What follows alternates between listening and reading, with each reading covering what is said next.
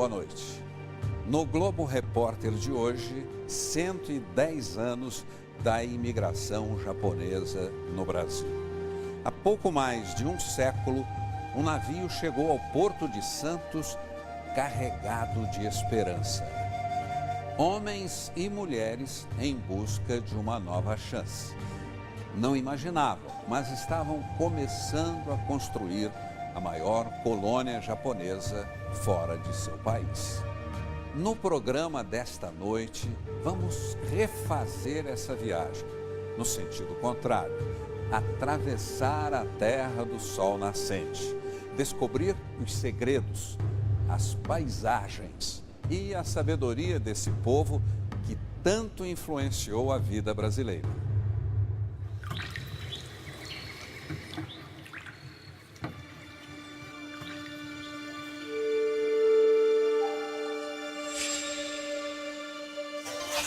Um país que cabe dentro de Minas Gerais. O território é pequeno, mas o Japão é gigante.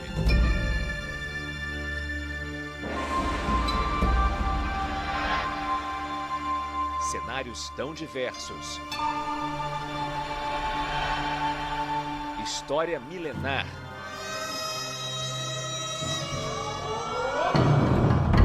Costumes. Tecnologia. Ai, meu Deus do céu! E vamos rodar, conhecer tudo isso sobre trilhos. A borda de trens dos mais diversos modelos. Na velocidade máxima. Ou pegando uma lenta carona na história.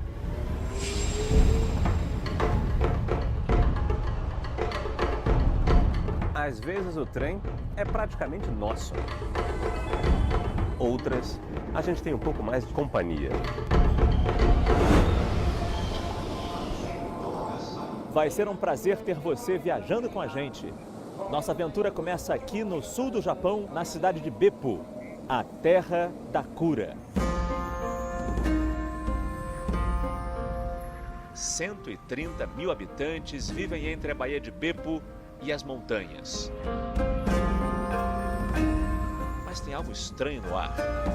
Colunas de fumaça. Vamos chegar mais perto. Em praticamente toda a cidade, o cenário é esse. O vapor brotando do asfalto. E é só a gente chegar aqui mais perto e colocar a mão desprotegida que sente a temperatura altíssima desse vapor. Esquisito, não é? O que acontece bem debaixo dos nossos pés? A explicação está nas alturas. 2 vulcões ativos, Tsurumi e Garan.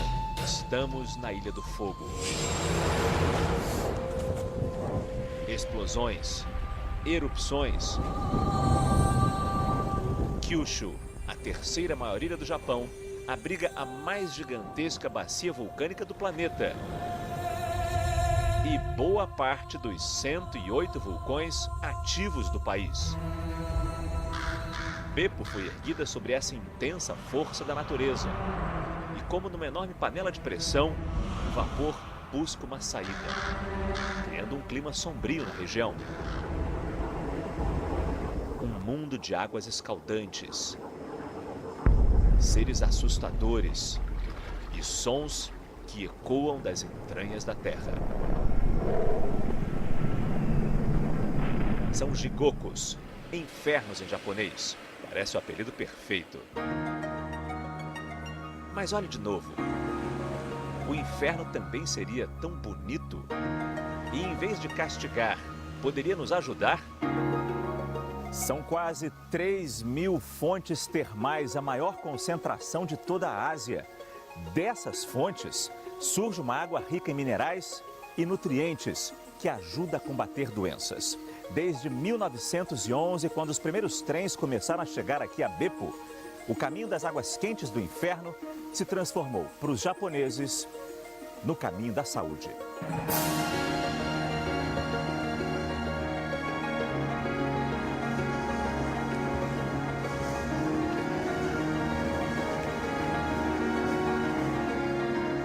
Tinoiki, o Jigoku cor de sangue. Nasceu das explosões do vulcão Tsurumi 1.300 anos atrás. A última em 1927. Um líquido ferroso a 78 graus brota das profundezas, dando essa cor improvável. Os japoneses usam a lama do lago numa pomada, que ajuda no combate a doenças de pele e na cicatrização de feridas. E o que dizer desse lugar? Um surpreendente lago azul, que vem da alta quantidade de sulfato de ferro.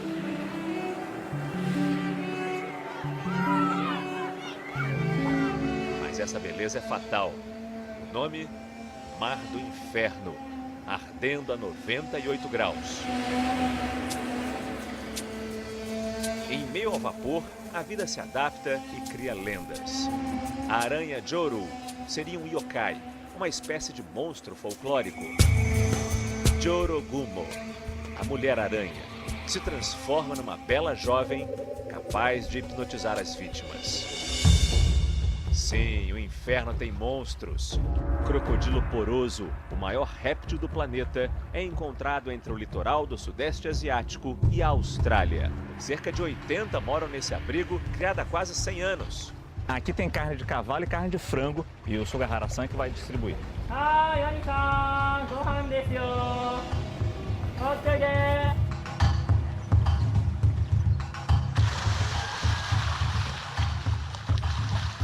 Escutem o impacto da mordida.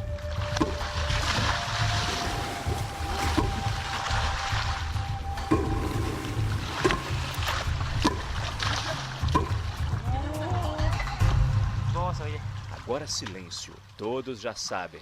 Não tem briga pelo frango. É do maior e mais velho da turma.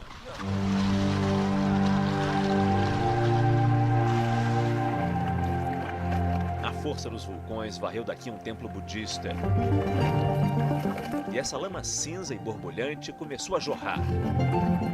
O nome vem da aparência. Lembra a cabeça raspada dos monges. Lama aqui também é remédio. Ela é bem cremosa, bem macia. E quando a gente passa no corpo é muito fácil, ó. Passa numa, digamos, numa demão só. E ela gruda mesmo. Rica em minerais, ela ameniza os sintomas de reumatismo, coceiras e doenças de pele em geral. Só que nem sempre o remédio é agradável. O cheiro de enxofre é cheiro de ovo podre. Então o cheiro não é agradável. Mas faz bem para a saúde, pessoal, faz bem para a saúde. Quem quiser toma banho sem lama, porque as águas de Beppu também são medicinais. São quase 170 casas de banho, os onsens. Esse funciona desde 1879. A água relaxa, combate as dores pelo corpo e os efeitos do reumatismo.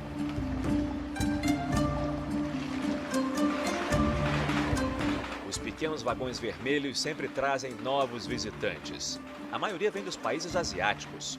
Mas além dos infernos, dos onsens, o que mais atrai tanta gente? É uma região com uma intensa atividade vulcânica à beira-mar. As praias aqui até que são bonitas, mas estão longe de ser a principal atração. Mas vou te dizer uma coisa, a areia... Para entender é preciso descer bem fundo na Baía de Beppu. As forças no centro da Terra liberam minerais que enriquecem a água. Na medida e temperatura certas, a areia banhada por eles faz bem para a saúde.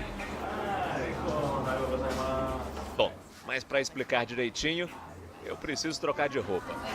É só o roupão, não pode usar cueca, não pode usar qualquer roupa de baixo. E aqui tem duas toalhinhas. A água é retirada e a areia está pronta para o tratamento. Lá. Dona Momoyama está preparando a minha cova. Tá bem quente a areia. Então eu não sei como é que vai ser quando eu estiver todo coberto. Sem dó nenhuma, ela vai me enterrando aqui. E ela encaixa a areia aqui, ó, embaixo do ombro também, ó. Que beleza, vai ficar mais quente ainda. Sim. 50 graus. Todo esse calor e o peso da areia ajudam a melhorar a circulação sanguínea e o metabolismo. Também tira o cansaço. A água deixou a areia rica em sódio e isso ameniza as dores no corpo, principalmente nas articulações. Tem gente que sente os efeitos já na primeira sessão. Ela controla a temperatura da areia, misturando a areia mais molhada, que é mais quente, com a areia mais seca, que acaba tendo uma temperatura mais agradável. Mas aqui parece que está tudo molhado, porque está quente demais. Relax about 15 minutes. Ela disse que eu tenho que ficar 15 minutos aqui. Arigato. Para o pequeno Chen Yang, são 15 minutos brincando, enquanto os pais que vieram da China experimentam a novidade. Só que a danada da Mama Yama foi embora e deixou aqui só no quente mesmo.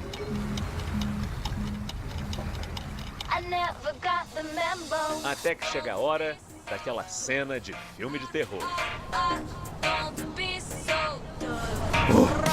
É muito pesado. Se faz bem à saúde, eu não tô sentindo ainda não.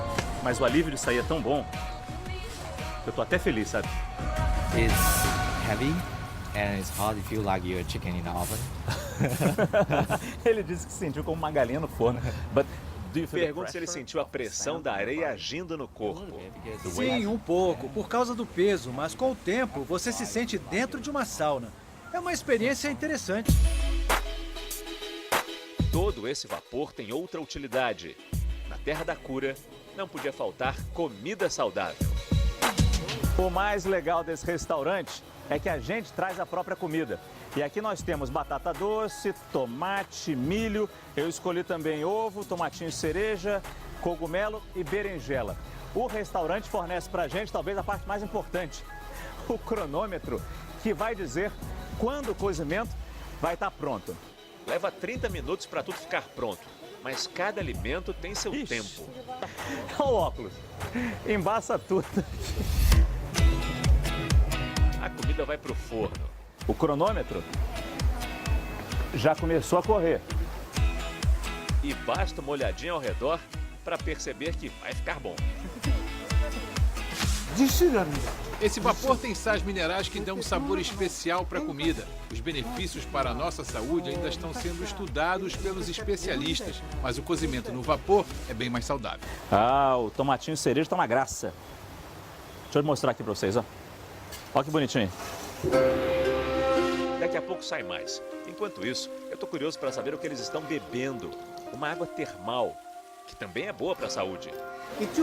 Faz bem para o estômago, para o intestino e para a prisão de ventre, mas não pode beber demais, só pequenas doses. O relógio está avisando. Batata doce está pronta. E a nossa mesa foi ficando assim.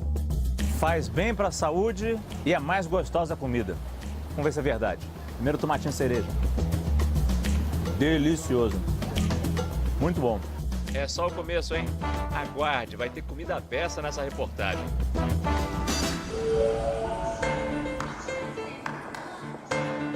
Seguimos viagem, de volta aos trilhos. A gente está agora esperando uma estrela do Japão. Ele é famoso, na verdade não apenas aqui, mas no mundo inteiro. E é extremamente pontual. Nosso encontro será às 6 horas e 57 minutos. E olha, eu tenho certeza que ele vai aparecer. Mas não é para uma entrevista, não. É uma carona. Com vocês, o trem-bala do Japão, o Shinkansen.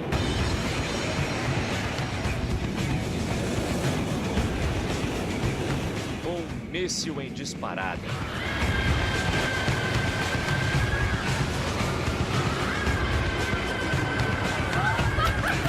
Riscando um país inteiro a mais de 300 km por hora. Já aqui dentro, barulho nenhum. Hoje a malha tem quase 2.400 quilômetros, aproximando as grandes metrópoles. Mais de 300 trens-bala por dia. E já que esse trem voa, lá vem a nossa aeromoça. Mais uma faceta do Japão. Ah, é comer na saia. Arigato. Aqui não tem reclamação de troco. Mesmo a moça do trem tem troco para qualquer nota que você der, até a mais elevada. Ai, arigatou gozaimasu. Corremos agora nos trilhos de Honshu, a maior ilha do Japão. Um dos símbolos do país está logo ali. Monte Fuji, a maior montanha do Japão. Um vulcão dormindo há mais de 300 anos. O Fuji-san é sagrado, uma entrada para outro mundo, segundo os antigos budistas. E vai ver que é. Leões, girafas, na beira da estrada. Um cenário inusitado. Aos pés do Fuji, um Japão como você nunca viu. 740 mil metros quadrados na província de Shizuoka, repletos de vida selvagem importada de vários cantos do planeta. Essa é a parte mais legal desse parque, ficar assim, pertinho dos bichos. Agora, você acredita se eu disser que a gente consegue se aproximar dos animais? Não apenas os bonzinhos, como os cangurus, mas também dos leões. Bye, bye. Eu sei, não é nada discreto, mas vai ser divertido viajar nessa zebra gigante. É um trajeto de 4,5 km. E se vocês repararem, o nosso ônibus não tem parede nem teto. Os animais, eles chegam por todos os lados. Ah, os ursos estão indo para cá agora. São ursos pardos, nativos da América do Norte, da Europa e aqui da Ásia também. Eles são muito grandes. Olha o marrom. Que isso? Meu Deus do céu. Ele está no alto. Perco até a fala diante da situação. A gente sente o peso dele. Ele anda, chega a balançar um pouco o ônibus. Ai, meu Deus. Olha o tamanho desse bicho. Olha a pata. Dá pra ver a pata. Eu vou dar comida pra ele aqui. Os grandões vão cercando a gente. Já os pequenos estão brincando na árvore. Gente, olha aqui, bem na nossa frente, 2 leões. Nossa Senhora, olha o tamanho desse bicho. Eu nunca tinha visto um leão se alimentando assim, tão de perto. Dá pra ouvir o osso quebrando. É de assustar. Ainda tem um leão aqui em cima. 6 leões diretamente no nosso ônibus. A gente fica feliz de a gente estar na jaula e eles fora. E lá fora é surpreendente a quantidade de animais.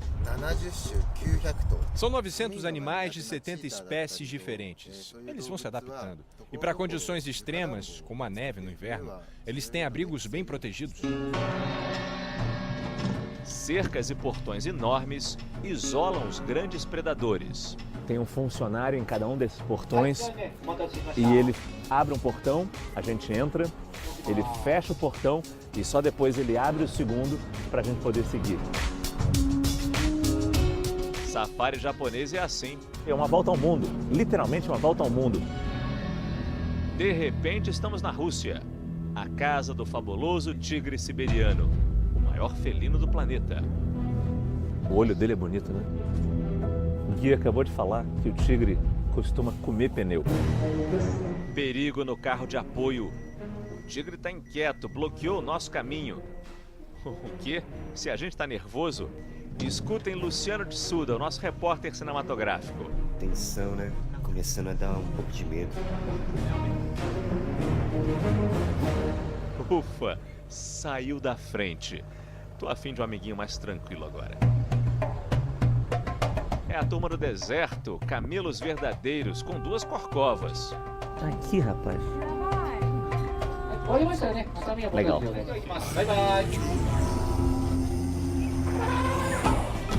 Ah, aqui são os elefantes agora. Ah, os rinocerontes aqui. Tem as zebras também e as girafas.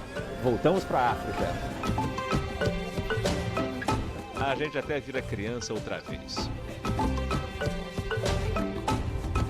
Mas elas não estão de brincadeira. As chitas caminham atentas junto à cerca que divide as zonas. A presença delas causa correria. Cena de savana africana. Não fosse o Monte Fuji logo ali. Muitos desses animais nascem no parque. O parque está sendo bem sucedido em reproduzir esses bichos. 7 quilos de pura travessura. Esse leãozinho tem 2 meses de vida. Ele está na fase de amamentação ainda. Comendo açaí, né? A gente não fica muito à vontade com um bicho desse, não. Mas é bonitinho. Ficar assim pertinho é uma oportunidade rara para nós, humanos. A gente passa a ver os bichos de outra forma, com mais carinho. Olha só, dormiu. Vamos sair devagarinho para ele não acordar agora.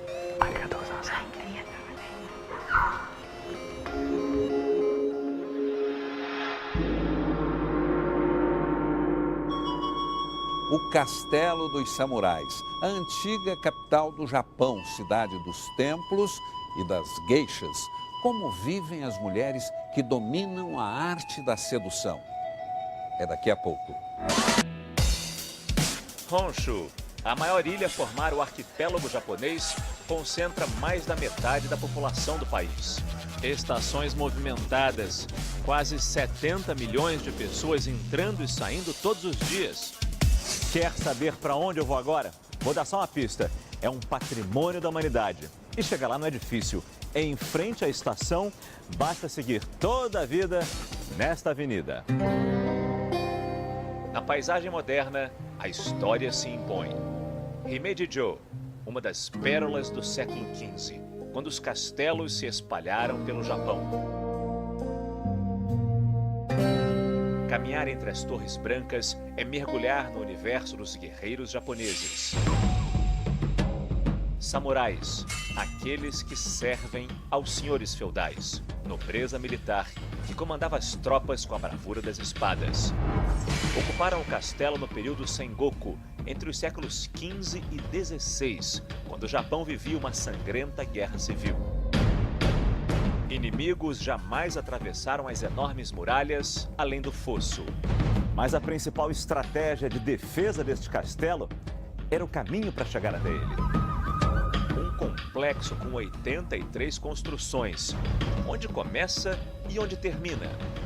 Era preciso vencer uma espécie de labirinto, feito de escadas, corredores estreitos, muros. E ainda passar por 84 portões. Era um tremendo desafio, mas que dava tempo das estruturas de defesa do castelo se organizarem para enfrentar melhor o inimigo. A torre central tem 6 andares e você vai conhecer junto com a gente. As escadas são extremamente íngremes aqui e tem que tomar cuidado para não bater com a cabeça. Um jogo de luzes e sombras, a intrigante arquitetura de encaixe, sem pregos, sem parafusos. Espingardas ocupavam as prateleiras. Ao sinal do samurai, soldados partiam para o combate. Das janelas, das 1000 fendas pelos caminhos estreitos. Toda a estrutura do castelo é sustentada por 2 troncos de árvore, como esse aqui. É um pinheiro japonês, uma espécie de pinheiro japonês. Tem 24 metros de altura. E está aqui há 410 anos. Uma obra de arte e uma arma de guerra. O 6º e último andar é o menor. Ganhou um altar shintoísta. Daqui a gente vê um dos 11 peixes que enfeitam todo o telhado do castelo de Himeji. A lenda é que esses peixes protegeriam o castelo de incêndios. Lenda ou realidade? A cidade de Himeji foi bombardeada na Segunda Guerra, mas as chamas não tocaram o castelo.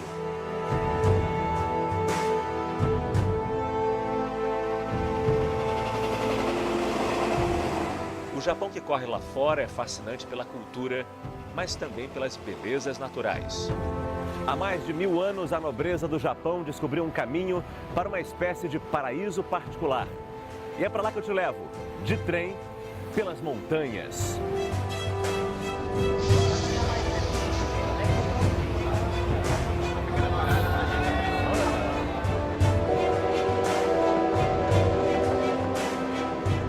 Percebe que ele está num vale. Esse é o Vale Hozukyo. Nós estamos passando por cima do rio Hozu. E é incrível pensar que o mesmo encantamento que nós estamos sentindo agora, os samurais, séculos e séculos atrás, também sentiam. É uma surpresa em cada estação do ano. Cores, sensações. Que viagem inesquecível.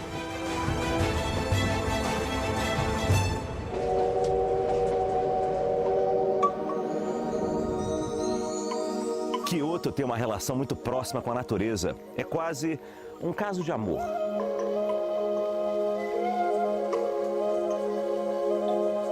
A floresta de bambu de Arashiyama é um jardim zen.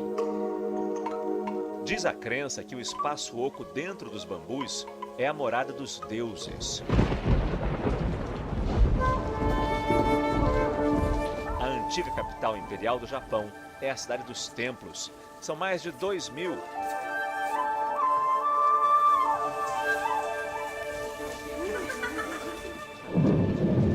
A água purifica. Os elementos da natureza ganham força aqui. Da terra brotam os jardins de Heian-jingu. Onde se cultiva beleza, os japoneses exibem uma relíquia, o primeiro bonde de Kyoto. Pinheiros da longevidade cercam o mais reluzente dos palácios. Kinkajou-ji, um templo em ouro 24 quilates. A maioria da população se divide entre shintoístas e budistas. Fogo e ar selam o respeito entre as duas maiores religiões do país. A senhora me explica que atrair a fumaça traz saúde. Uma procissão shintoísta vai começar. Miho, 25 anos, foi a jovem escolhida para representar Sayo, a princesa que deixou Kyoto para servir como sacerdotisa suprema no santuário de Ise, a 140 quilômetros daqui. A jornada de quem enfrenta os desafios e aceita o destino. Viajar pelo Japão é seguir um caminho de fascinantes contrastes. Houve eras de conflitos, de guerras, quando os japoneses queriam mais terras, mais poder. Mas também já houve encantamento com a delicadeza e a arte da sedução.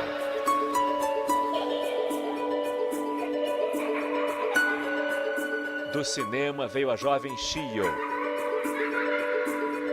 Vendida a uma casa de chá, a menina cresceu e se tornou Sayuri, a geisha mais bela e desejada do Japão. Uma história que inspira a vida real. Construções de madeira sem prédios altos, tradição em Kyoto. Estamos em Gion, o bairro das geishas. As casas aqui têm essas persianas de bambu, muito comuns no Japão, chamadas de sudare. Protegem do calor e deixam o ar circular, mas também escondem o que olhos curiosos tentam descobrir. O que realmente acontece lá dentro, num dia de trabalho das geishas.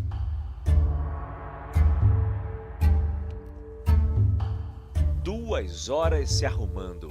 As joias custam uma fortuna. Cada movimento é pensado para seduzir. Mas ela ainda está aprendendo. A Koyoshi-san está me servindo sake agora. Arigato. Ela já é maiko, ou seja, uma aprendiz de geisha, já há 5 anos. Ela tem 21 anos de idade. Então ela começou com 16 anos os estudos, o aprendizado para se tornar uma geisha. Quando eu tinha 14 anos, vi a foto de uma geisha e me apaixonei. Decidi me tornar uma também. Koyoshi só tem 2 dias de folga no mês. Como no filme, dorme com um apoio para a cabeça, porque o cabelo só é refeito a cada 5 dias. É preciso saber cantar, tocar e, claro, dançar.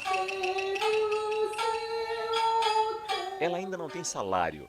Trabalha em troca de comida e moradia, até que a dona da casa diga que ela está pronta para ser geisha. Como é que você usa os gestos, o olhar, para encantar os seus clientes? O mais importante é o sorriso, bem discreto. E observar o comportamento dele, entender o que agrada. E por que a nuca é o único lugar onde não tem maquiagem? Porque a mulher bonita tinha que ter o pescoço comprido. E assim ele aparece. Então até hoje se mantém a tradição. A menina que veio do interior tem muitos sonhos. Quero me casar um dia. Vou esperar até o meu príncipe encantado aparecer. Uma geisha jamais se envolve com os clientes. Ela conta que não há sexo, só admiração. Geishas não são cortesãs. Vendemos nossas habilidades, não nossos corpos. A palavra geisha significa artista. E ser uma geisha é ser julgada como uma obra de arte ambulante.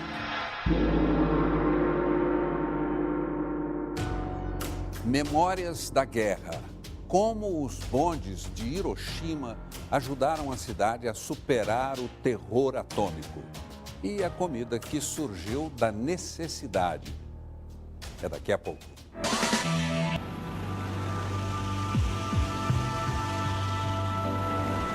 O trem-bala é a nossa máquina do tempo. Nos levando de volta a um dos períodos mais dolorosos da história da humanidade.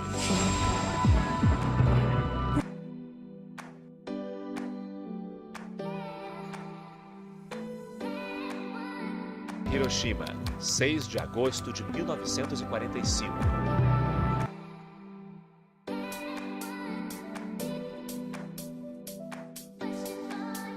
Uma segunda-feira, às 8h15 da manhã.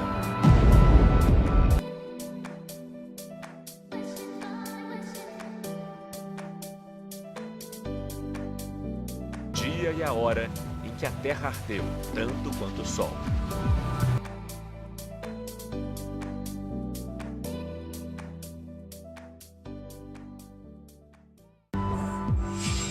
Apenas as construções mais resistentes ficaram de pé. Milhares de pessoas morreram e, por causa da radiação, acreditava-se que sequer grama cresceria de novo aqui. Quem diria que viriam dos trilhos os primeiros sinais de que Hiroshima iria renascer?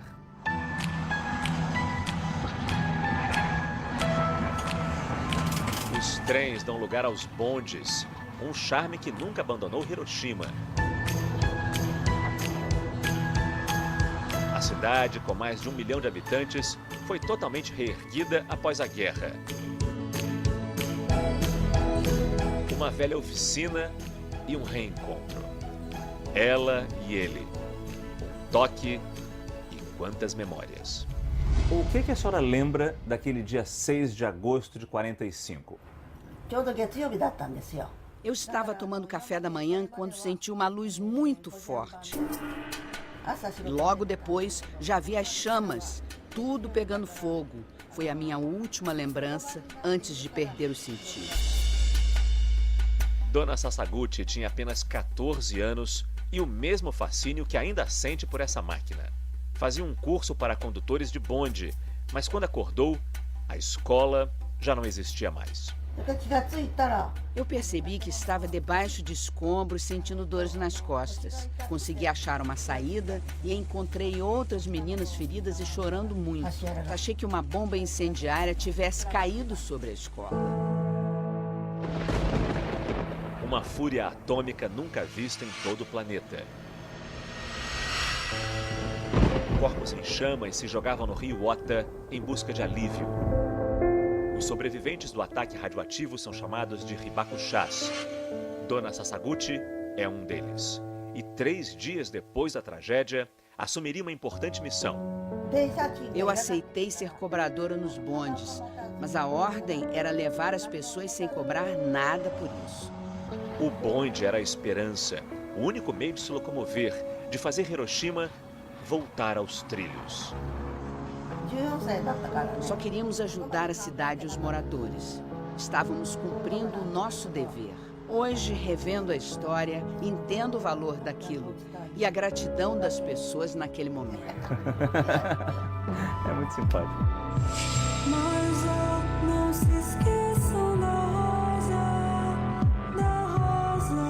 2016, Barack Obama foi o primeiro presidente americano em exercício a visitar Hiroshima. Não pediu desculpas, mas honrou os mortos no grande ataque. A cúpula retorcida é um exemplo da força desse povo.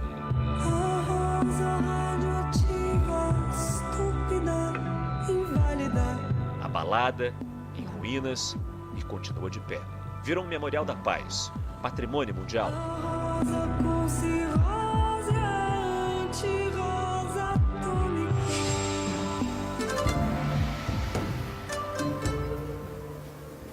Logo depois do fim da guerra, o governo americano distribuía para os sobreviventes de Hiroshima farinha de trigo, que era para substituir o arroz que estava em falta.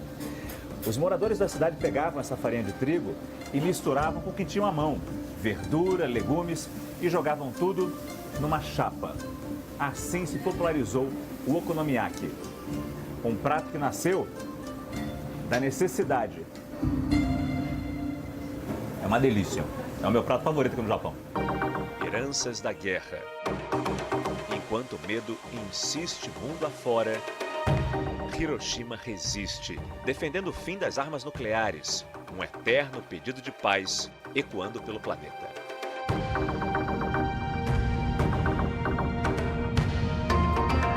Não foi fácil, mas os japoneses conseguiram superar os horrores da guerra. Trabalharam, reconstruíram cidades e a infraestrutura. O trem-bala foi inaugurado em 1964 e representa muito bem o orgulho deste país com seus avanços e conquistas. É a bordo dele que vamos em frente, porque ainda há muito para se descobrir.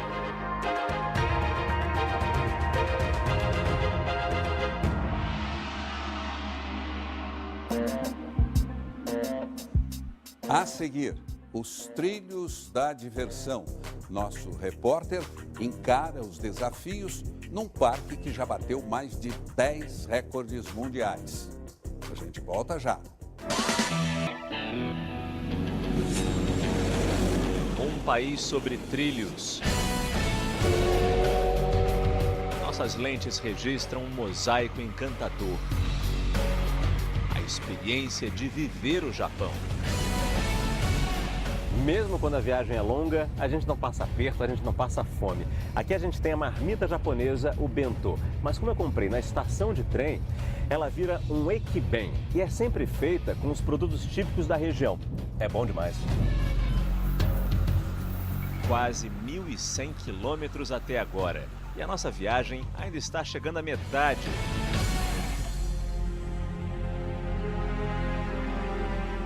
Província de Yamanashi, vestida com as cores do outono. Nossos caminhos cruzam outra vez com o Monte Fuji. 5 lagos ficam ao norte da montanha. Estamos às margens do Kawaguchi, dentro do Parque Nacional Fuji Hakone Izu. A temporada oficial para subir o Monte Fuji vai de julho até o fim de agosto. É o verão japonês. Com neve, a subida é perigosa. Mas isso não significa que nesta região a gente já não encontra aventura suficiente. São os trilhos da diversão. E esse não é um parque qualquer. Já bateu 14 recordes mundiais. 2 deles nunca foram superados. E só tem um jeito de entender o porquê. Não dá nem para olhar. E na descida é pior ainda. Vocês estão vendo só o horizonte torto, né? Daqui a pouco o horizonte vai ficar mais torto ainda. A gente está ficando agora de cabeça para baixo. Ai, ai, ai, ai, ai, ai. Não dá para falar, não dá para falar. Ai, meu Deus do céu.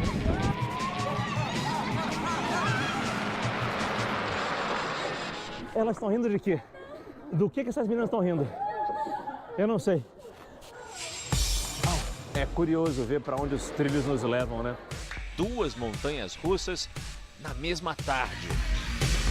Essa montanha russa entrou para o livro dos recordes porque é a que tem a maior aceleração do mundo. A gente sai de 0 até 180 km por hora em menos de 2 segundos.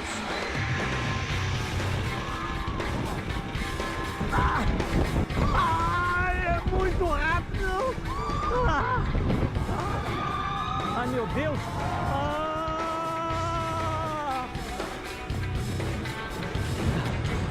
Sérgio, assume daí que o meu pulmão ficou em algum lugar ali atrás.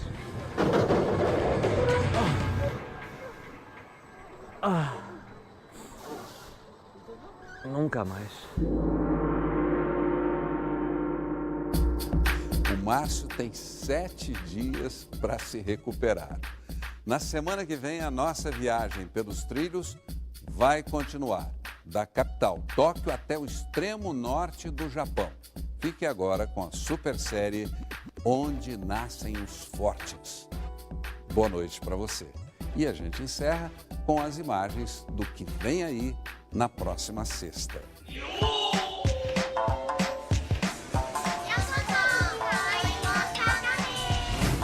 Olha, vocês podem não acreditar, mas ainda não viram nada. Eu não sei se é um cachorro ou se é um ursinho. Olha que bonitinho.